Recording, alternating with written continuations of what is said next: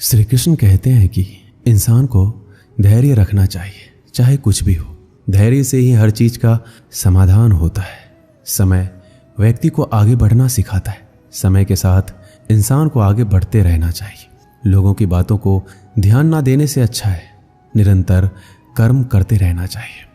कर्मों से ही व्यक्ति महान बनता है। परिस्थिति को लेकर नहीं बैठना चाहिए, बल्कि इंसान आगे बढ़ते रहना चाहिए। व्यर्थ चिंता करने से अच्छा है अपने काम पर ध्यान दो। जिनका इस संसार में कोई नहीं होता, इनके सर पर हमेशा कृष्ण का हाथ होता है। जीवन में परिस्थितियां चाहे कितनी भी विपरीत हो, इंसान के साथ जो कुछ भी होता है अच्छे के लिए होता है।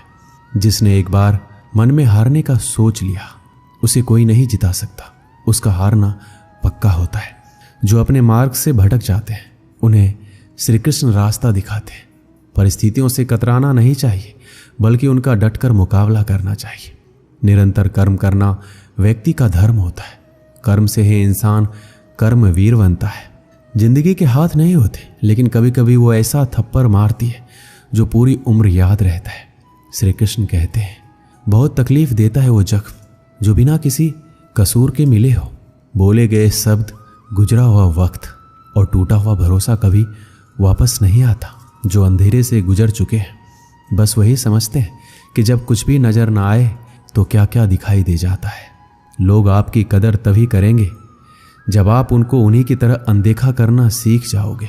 कहाँ मिलता है कभी कोई समझने वाला, जो भी मिलता है समझा कर चला जाता है। श्री कृष्ण कहते हैं, अपनी कमियों पर भी नजर रखो। हर बार गलती दूसरों की नहीं होती। सपना हमेशा बड़े से बड़ा देखो।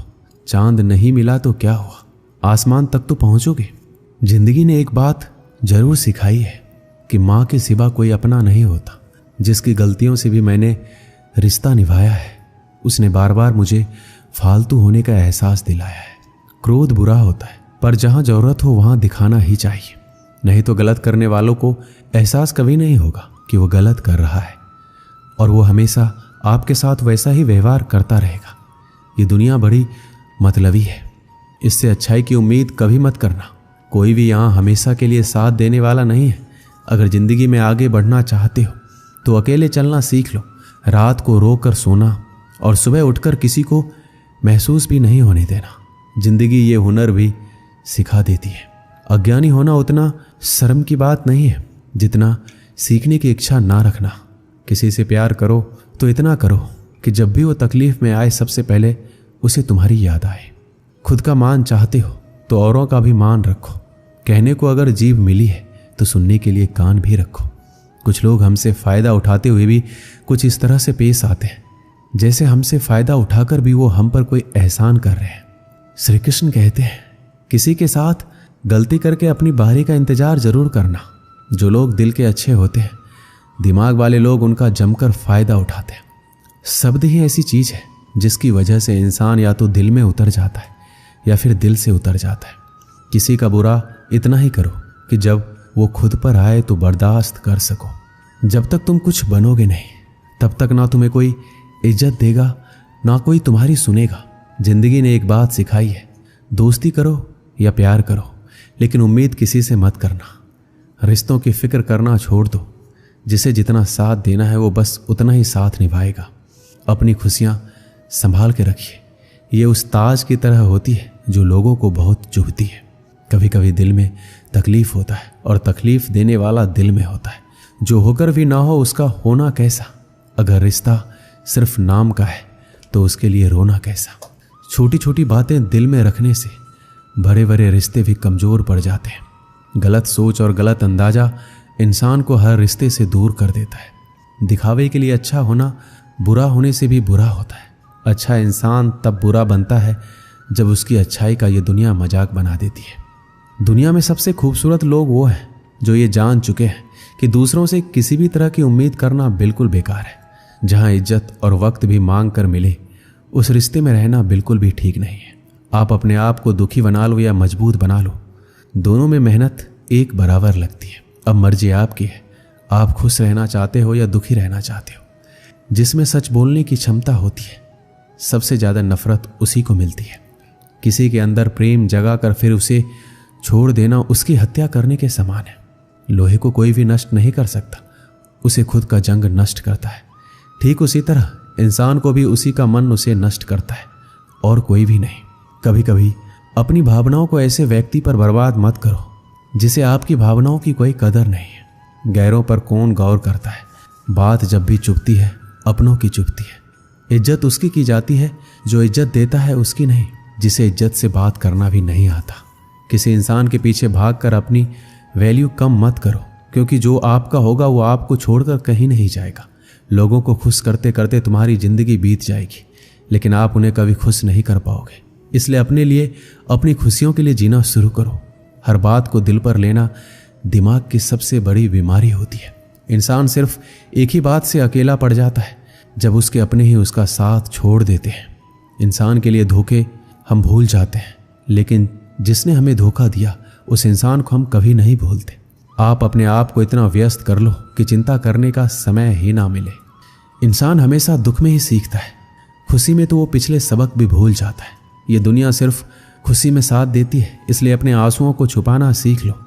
कहते हैं किसी को ज़्यादा सोचो तो वो सपने में आ जाता है, फिर ज़्यादा चाहने से वो ज़िंदगी में क्यों नहीं आता।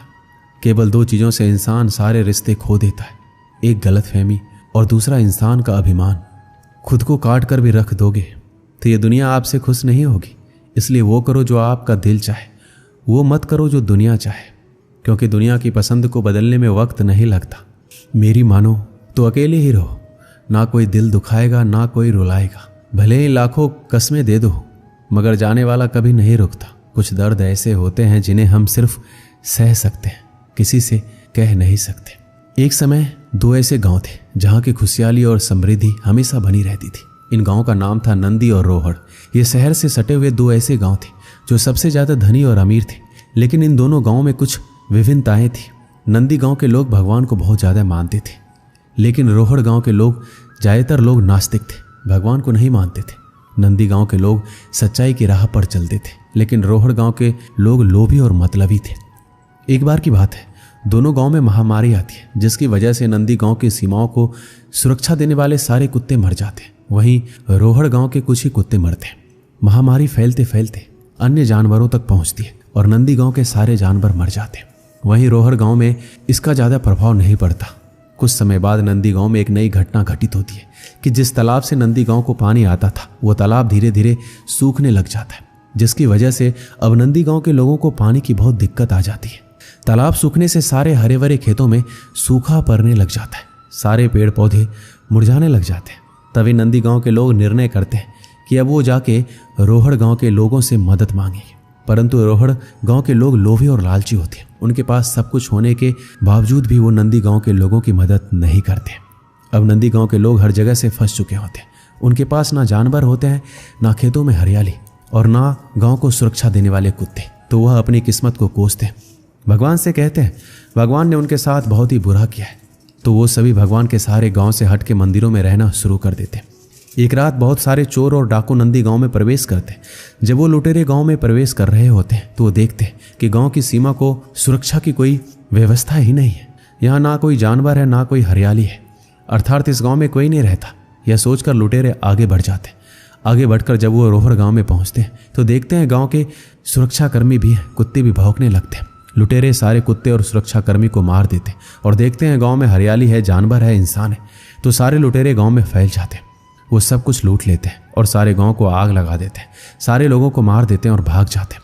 अगली सुबह जब आसपास के गांव वालों को इसका पता चलता है कि रोहड़ गांव में अब कोई नहीं बचा, पूरा गांव शमशान बन चुका है और नंदी गांव में किसी को हानि तक नहीं पहुंची, तो नंदी गांव के लोगों को समझ आता है कि भगवान ने उनके लिए जो भी दिक्कतें और परेशानियां दी थी उनमें उनका ही भला था।